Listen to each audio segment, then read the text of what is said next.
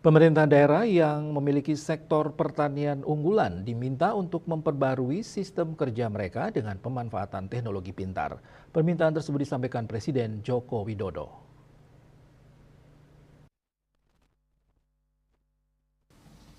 Pernyataan itu disampaikan Presiden Jokowi saat membuka Rapat Kerja Nasional Rakornas Pengendalian Inflasi yang dihadiri para kepala daerah dari seluruh provinsi dan kota kabupaten secara hibrid di Istana Negara Jakarta, seperti dikutip dari kantor Berita Antara.